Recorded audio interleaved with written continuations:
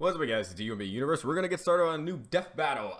Carnage versus Lucy. Now, this one, when it first showed up, I was kind of on the fence on who I was supposed to be rooting for, because when it comes to Elfen lead, because German, Elfen lead, and you know, anything Marvel or DC, regardless of what type, I didn't know much about both characters. I do remember watching Elfen lead when I was younger and being traumatized from various things, and I think that was one of my first experiences in anime where whoever says anime is for kids, I would like you to direct them to that anime and just let them watch the entire thing, and I will guarantee they will not say that again.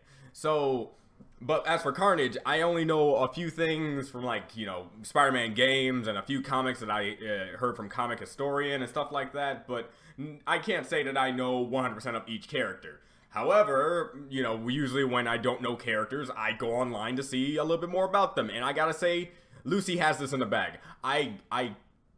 At first I was on the fence, but no, it's pretty much obvious right now, to me, at least. Unless I'm not finding something for Carnage that pretty much showcases that he's going to win. Lucy's got this. Lucy may have like a Akira thing going on. If she uses her power output a little too much, she basically becomes like, sort of like Akira, but sort of like what happens to Akira with Tetsuo. Where if he uses his power too much, he pretty much turns to jelly. Same deal, only to get to that point, she uses her vectors, which are the handstands I'll tell you about, to do some pretty crazy freaking shit.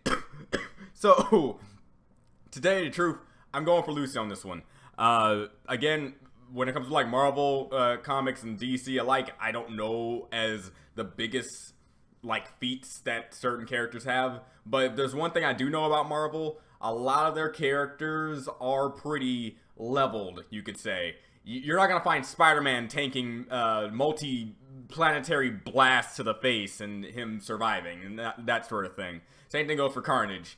But as for Superman, you know, he has infinite mass punches and whatnot. So when it comes to Marvel, I see Carnage being grounded in a sense, but Lucy is part of an anime / manga. And after really digging deep, you can clearly see why I'm currently just on Lucy's side. So 3, 2, 1 now. Hey everybody, we have a brand new Death Battle t-shirt on the Screw Attack / Rooster Teeth store. Head to store.roosterteeth.com and you guys can pick one up. It's a great way to support the show. Alright. It's gonna be interesting, trust me. All it took was one search. It's that there's no real limit to crazy. And I was already Carnage, impressed. Marvel's dangerously insane psychopath. Or Lucy, the messed up murder lady from Elfen Lied. But she's still so adorable. It's German. Yeah, whatever. He's Wiz and I'm Boomstick. And it's our job to analyze their weapons, armor, and skills to find out who would win a death battle. Like, really, the only thing that Carnage has over Lucy is the fact that he can pretty much regenerate from almost anything. Adult, but because his entire family was already crazy. While Cletus was just a boy, his father got sent to jail for killing his mother. Yeah. Which he did because she had tried to kill Cletus. Which she did because Cletus had tortured and killed her dog Fifi. Well, go Miss Cassidy. In the end, it was a domino effect. Death, even if they're 8. Right, Jack Spaniels? Good boy. And Cletus murdered his grandma, too, because she's kind of a bitch. He didn't stop there and wound up burning down his own orphanage. Years later, he was He does finally not stop. arrested and convicted for 11 murders. You mean the 11 murders they knew about? Yeah, I'm pretty sure he had While more. in prison, Cletus found that he wasn't alone. In fact, his cellmate just so happened to be Eddie Brock. Who you may know is that creepy guy covered in black ink called Venom. That Who ink won is his actually a symbiote round. alien known as a Clintar. This symbiote bonded with Eddie, transforming him into a powerful and violent rival for the friendly neighborhood Spider-Man. And one of my favorite villains in all of comics. It was pregnant. Oh, time to go out for cigarettes, Eddie. Well, symbiotes actually reproduce asexually. When course. Eddie became Venom once again, the symbiote sort of oozed out its spawn and left it there. Just like me and my dad. Well, this new symbiote immediately attached itself to Cletus, but unlike the Venom one, it merged through a cut on his skin, creating this suit made out of blood. Which is amazing. I love his design, and I love the concept of Carnage in general. Became Carnage. Which almost Fitting name for a overlapped psycho mass Venom to murderer. me when I was growing Cletus up. and his new symbiote quickly got up to what they knew best, creating maximum carnage. Remember that game? It was great. And with his new superpowers, he was a vicious force to be reckoned with.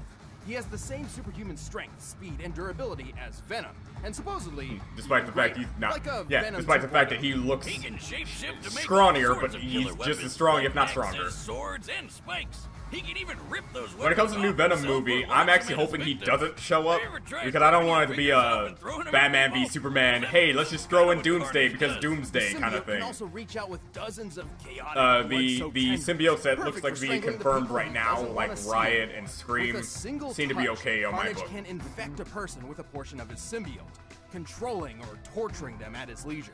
He has unbelievable regeneration, and even if somebody finds a way to disable his suit, the Carnage symbiote lives inside his bloodstream and can come back out through something as meager as a paper cut. Also, the symbiote literally sees everything around it. It's kind of like wearing a suit made of eyeballs. But Oh, let's say eyeball you're able guy. to dodge his projectiles, outrun the tendrils, and get outside from the... Unless it's somebody who looks like Eyeball You're Guy still from not Power safe. Ranger fame. He will catch you, because he can sprout wings and fly. What the what? hell? Since When? Since realizing that shapeshifting is a really, really useful ability. Okay. So he's able to fly. Shocking he he's didn't do totally that aware of everything beforehand. around him, and he's full of blood? This guy's like a giant mosquito of death. Sure. Carnage has said he's All right. at least 10 times faster than the average man. But that's pretty modest, because Venom has shown he can move fast enough to catch up to a bullet after it's fired. And Carnage yeah, is that's- frequently shown yeah. to be as fast or even faster than him. This puts Carnage over 1,500 That was just an miles per hour, observation, so over twice hey, the speed of Batman sound. can't be right all the time. He's lifted a 50-ton tank, and he can overpower Spider-Man, whose best supported strength feat was lifting that giant machine thing that weighed as much as a 1965 locomotive. Which would put it around 130 tons. And you know those weird tendril things crawling around his body? When he wanted to find a missing journalist in New York, he climbed to the top of the Empire State Building and stretched them all out over the city. He found her by this coastline, and this building nearby looks a lot like the consolidated Edison plant between 14th and 15th Street. That's about 2 miles away. Well, that's As a pretty thank long you for his saving tendrils, her, but not she as long as the shot vectors Carnage can in get the on head. their full Well, power. fine. But Save your own ass, still young impressive. lady. He was fine. Carnage's durability doesn't come from a sturdy build. Instead, his form is malleable and somewhat fluid. kind of like, you know, His human Majin body Buu. still exists somewhere in that mass of blood, flesh, and writhing tentacles, but even when he's hit by a train, struck by missiles, or blasted apart by a tritium bomb, he can always just pull himself back together. So long as there's a piece of him still around. Given the size of that blast, it looks like Carnage survived a blast worth 125 tons of TNT. That's a Very good strength feat. impressive. Also, he once smothered and survived a gene bomb designed to wipe out all of humanity except mutants. He's even survived being ripped in half and thrown Well, into he is space. himself a Seriously, tentacle mutant, what right? kills this guy? Well, he does share the same weaknesses as other symbiotes, namely extremely loud noises and heat. Well, until he traded the sound one for a weakness against some Cthulhu-looking magic. Carnage has been through a lot, but with 2 minds as one, he always Okay. gets back up to keep doing what he loves. Yeah, it's images Murder, like and, that, you know, more murder. and images looks like this. It just makes me like this character.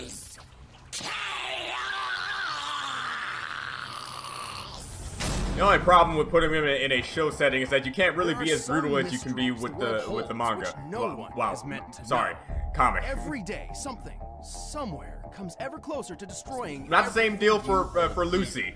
One such secret. Take the manga, put it in anime format. You No big deal. They're just got that. some crazy people who want to infect human beings to make more Dicloni and then wipe out all of humanity. Oh, look at the cute little horns. They look like kitty ears. It's To adorable. accomplish this, the Dicloni would have to rely on their queen, Carnage, better known as Lucy. Luckily for everyone, some important people figured this out and captured her. And now it's time for your only warning. Right, Lucy's I will methods- say, however, let's Lucy just did say they're not impact for the my quote-unquote And life in a let's way. also say that those lucky important people were about to get very, very unlucky. Yeah. She was actually a subconscious, like, oh, Jesus this is where I got Christ, that what's from happening? kind of character To thing. truly understand, Savaru. let's take a step back. As an Even though I didn't Lucy really was think about her when abandoned making by her parents and left Subaru. alone to suffer a life of constant discrimination. Yeah, they're almost It was exactly the horrid, same. wasn't it? Right, even the average kid hates growing up in an orphanage, but it was especially painful for her. Until she found a stray puppy and decided to take Aw. care of it. That adorable little critter and her became best friends. And then the other kids from the orphanage went out and beat it to death. And Yeah, you know. forced her to watch. Like kids do. Because kids nowadays, they're just so No shit, impressionable. she wants to At kill that, everyone. at Go that ahead, moment, I'm Lucy. like, Tear up those little bastards. yeah. This is gonna be very morbid to say, but I've never been happy to see kids die. Oh, damn. This I mean, was like, the first look, time Lucy I don't like unleashed killing her kids. psychokinetic Yeah, you know, you can put me on a record on As saying a that. Diclonia's queen, Lucy But don't kill a dog. uses That's vectors an to innocent infect thing. ordinary You human have beings no with right to Diclonia's doing it. virus. Oh, but she uses them for so much more. For simplicity's sake, think of the vectors as invisible arms, which can sprout from Lucy's back. She can Stands! use up to 28 vectors with a normal range of about 6 to 7 feet. When she gets really serious, her horns grow and the vectors get way longer and Oh, yeah. stronger. She can vibrate her vectors at different frequencies, and each level of vibration has different effects. Jesus Kinda like Christ. that thing that my ex-wife had on the nightstand that I thought was one of those crazy pens. At low frequencies, her vectors can pass through objects with no effect. At a medium frequency, the vectors become solid, like extendable hands, while still completely invisible. These can be used as shields and lift heavy objects. Oh man, if I had those things, I'd be messing with people all the time, like tying their shoes from across the room. Also, since this seems to be a thing in this episode, she can fly. It's not really no, flying. she's kind of just like doing lifting herself stand, off the ground. yeah, With stand the third jumps. frequency, Lucy turns her vectors into invisible blades. These can cut through people and bend metal. And with the last and highest frequency, Lucy gets explosive. No, really, at this level, they finally become visible and can strike with enough force to detonate. Damn, Yeah. they don't Jesus. call this chick the queen for nothing. Unfortunately, Lucy is not always in control of what she does. Turns Yeah, out she has yeah, that's developed some sort of several limit. alternate personalities. Yeah, getting shot in the head can do that to you. That injury specifically created New, a passive, almost childlike persona which exists as a coping mechanism for Lucy's trauma. Oh, As New, New, Lucy ah. would finally find friends and began forging a path toward hopeless redemption.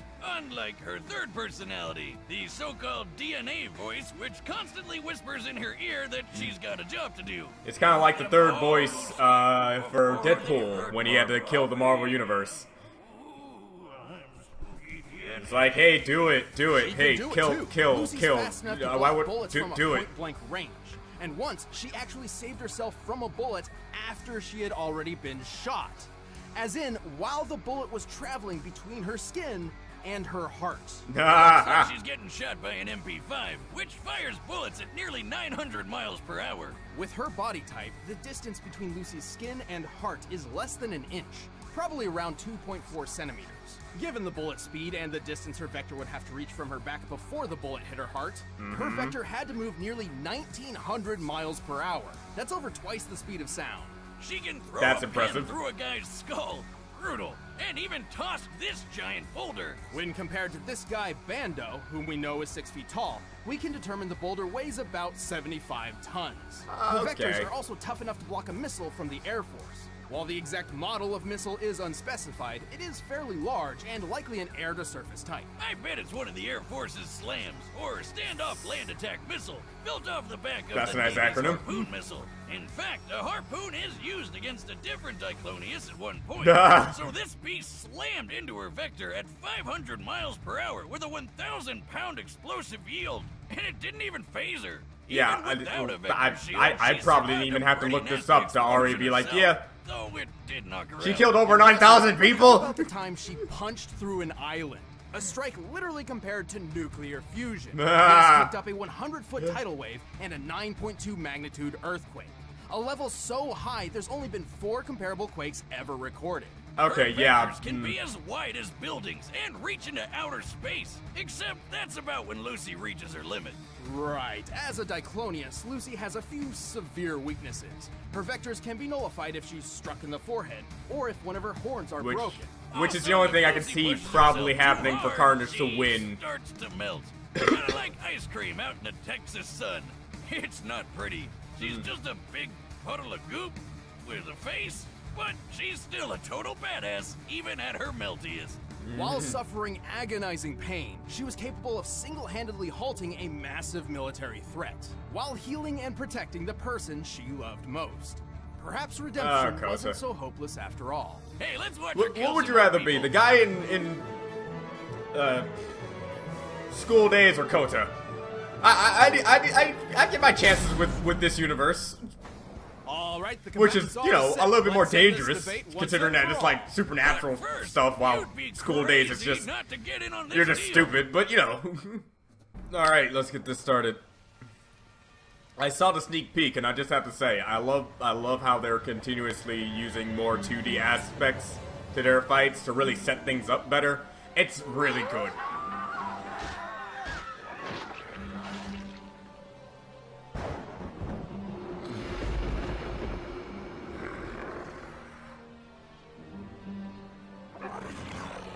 It's really good. And no. I mean, how else would you react when this happens to you?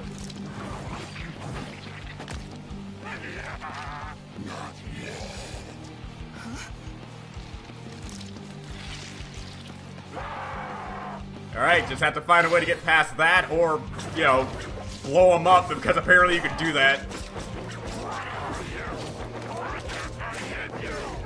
Wow. Does Carnage have a good enough speed feat to actually get the job done? Because right now this just seems like a war of attrition. Who's gonna fall first? Christ, man. This seems like a stomp. Alright.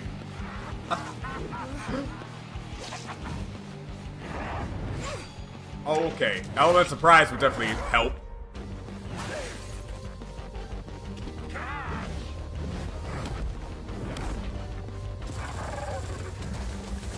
The best thing about invisible things is that they're really easy to just do.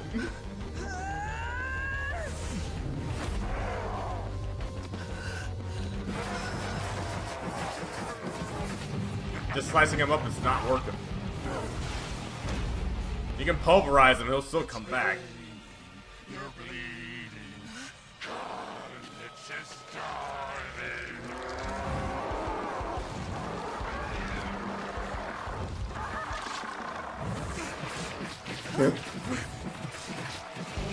Get back.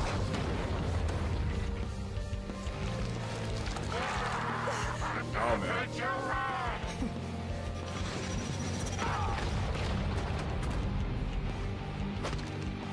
That's one good way to use that frequency.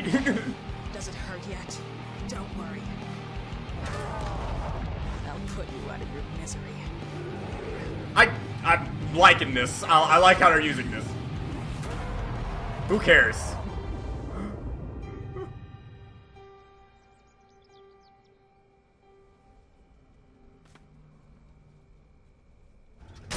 Okay, good.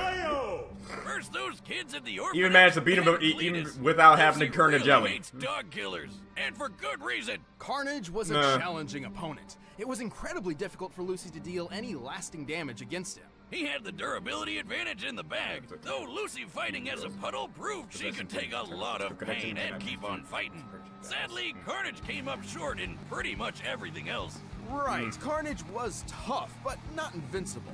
Even his surviving that gene bomb isn't quite as impressive as it sounds, since he had no other feats to even remotely back up planetary-level durability, and the bomb was more akin to a biological weapon anyway. While Carnage's tendrils could pass speeds of Mach 2, Lucy's vectors once reached into outer space. By timing her accompanying monologue and comparing the longest vector's length to the curvature of the Earth, it's clear she reached over 2,400 miles in 20 seconds max.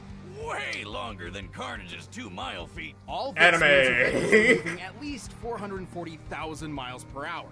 More than 500 times the speed of sound, and 250 times faster than Carnage. Good luck getting past that. And this was really the biggest hurdle. With Lucy's redonkulous speed and Carnage's healing powers, it all boiled down to one thing. Who could hit the killing blow first?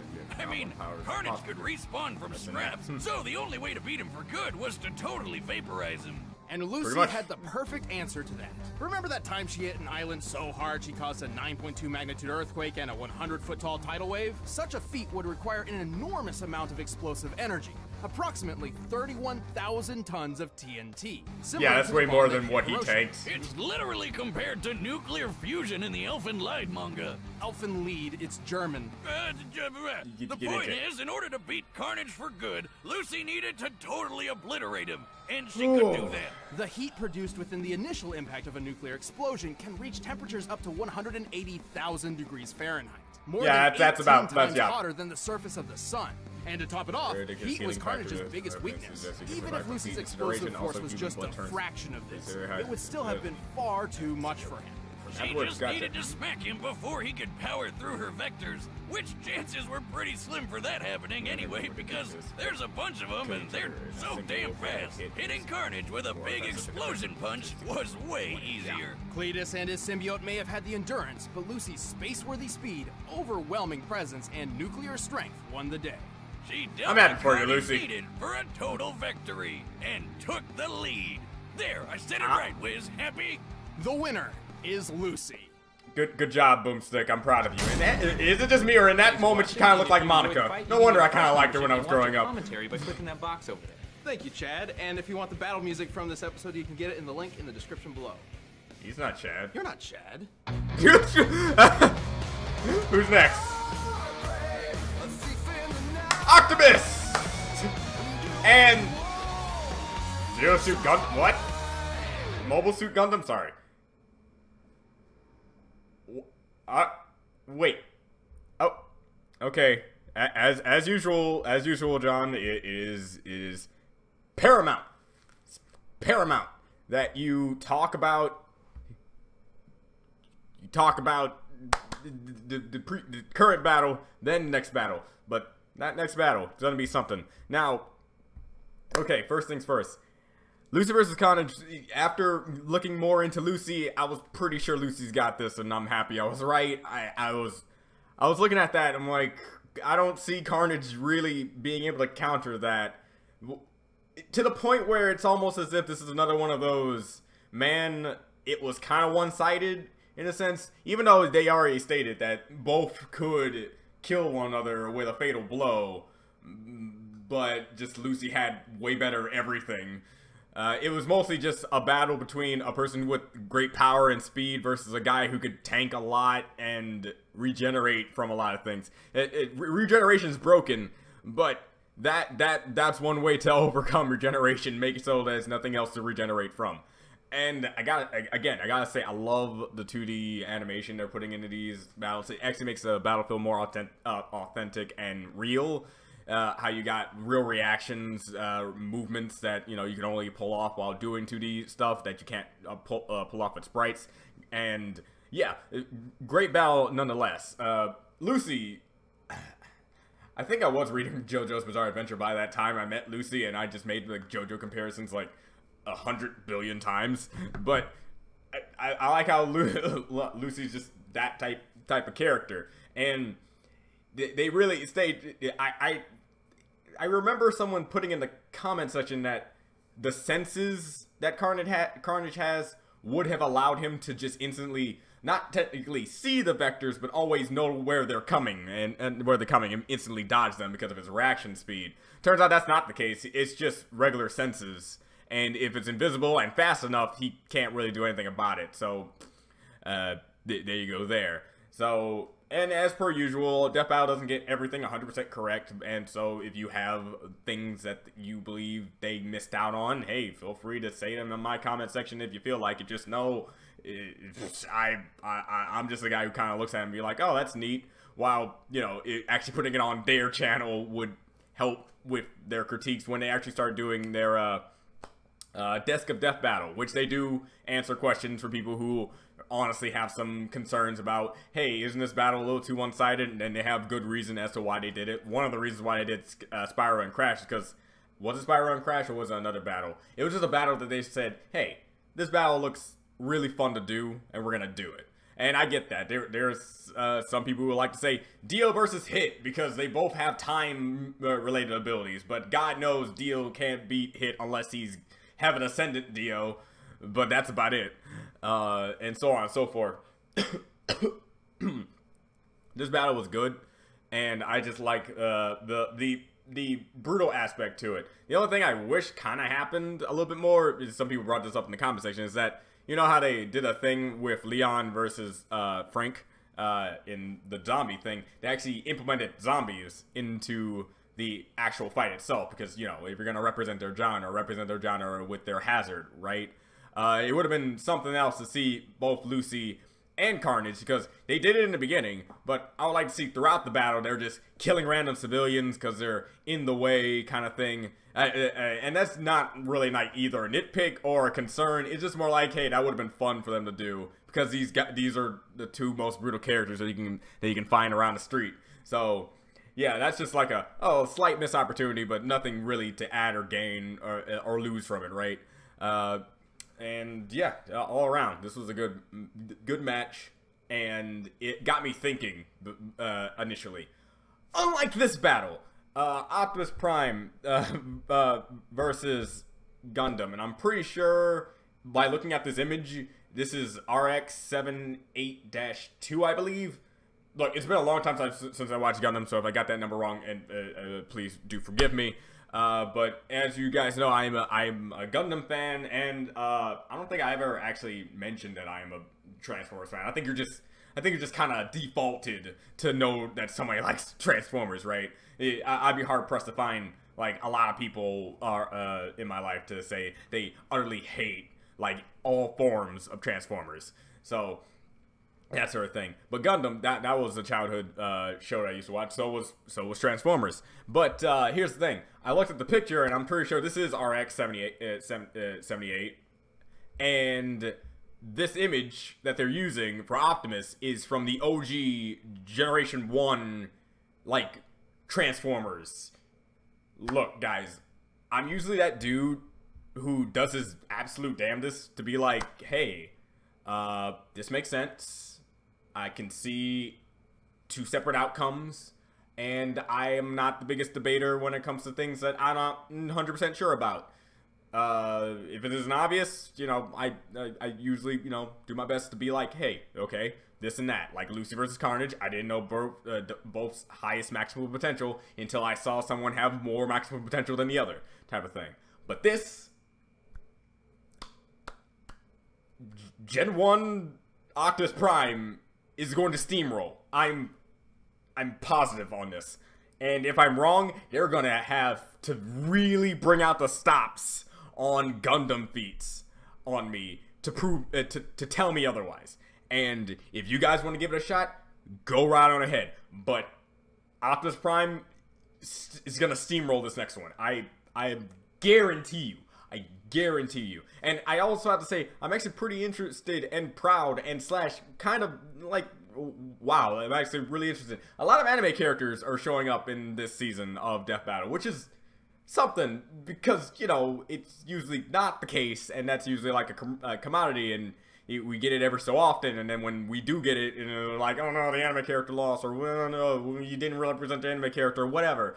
I'm happy they're actually, you know, not taking the negative feedback of how they're using anime characters and not using them as much as possible.